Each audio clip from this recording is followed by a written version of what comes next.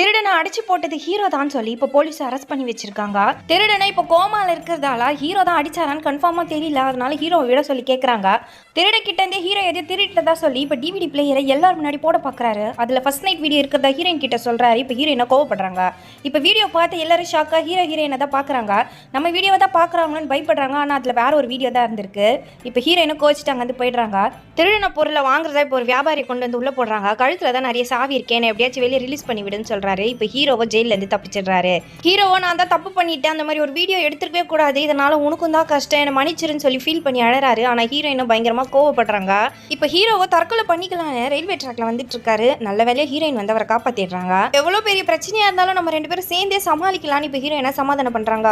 கோமால இருக்க திருடனுக்கு இப்போ முழிப்பு வருது. அவர் அடிச்சு போட்டது ஒரு ரவுடி கும்பல் தான், ஹீரோ கிடையாது. இப்போ அந்த ரவுடி கும்பல் தான் ஹீரோவுடைய சீடியும் அங்க இருந்து எடுத்துட்டு போயிருப்பாங்க.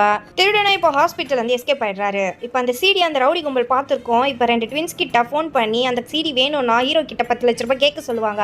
ஆனா ஃபோன் எடுத்தது ஹீரோட தாத்தா. வேலை செய்யறவங்க மேல தெரியாம விழுந்திருப்பாரு. அதுதான் யாரோ வீடியோ எடுத்து வச்சு மிரட்டுறதா நினைக்கிறாரு. இன்னொரு ட்வின்னும் ஃபோன் பண்ணி 10 லட்ச ரூபாய் கேட்கறான். அந்த டைம்ல ஹீரோயினும் ஹீரோட அக்காவும் ஃபோன் எடுத்திருப்பாங்க. ஹீரோயினும் எப்படி 10 லட்ச ரூபாய் ரெடி பண்றதுன்னு பேசிட்டு இருக்காங்க. இதை தாத்தா கேட்கிறாரு.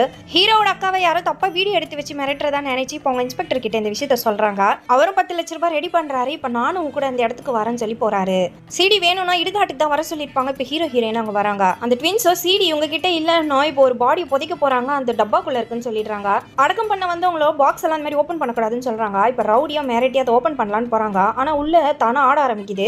பார்த்தா அதுக்குள்ள திருடன் தான் இருக்கான். டெட் பாடிக்கு பதிலாக திருடன் அதுக்குள்ள வச்சிருப்பாங்க.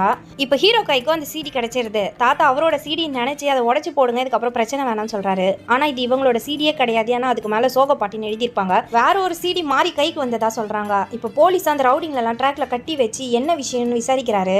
இது இவங்க எடுத்த வீடியோ கிடையாது, கல்யாணம் அன்னைக்கு யாரோ வீடியோ எடுத்திருக்காங்க, ஹீரோ தான் எடுத்துப்பாருன்னு சொல்லி ஹீரோயின் கோவப்படுறாங்க. ஆனா அவரும் நான் இந்த வீடியோவெல்லாம் எடுக்கல, பொறுமையா இரு, என்னன்னு பார்க்கலாம்னு சொல்றாரு. இப்போ அந்த ரவுடி கும்பல ஒரு போட்டோகிராஃபர் தான் சீடியை திருடி கொடுக்க சொன்னதா சொல்றாங்க. ஆக்சுவலா அந்த வீடியோவை எடுத்ததே கல்யாணத்துக்கு வந்த போட்டோகிராஃபர் தான். இப்போ போலீஸும் அரெஸ்ட் பண்ணி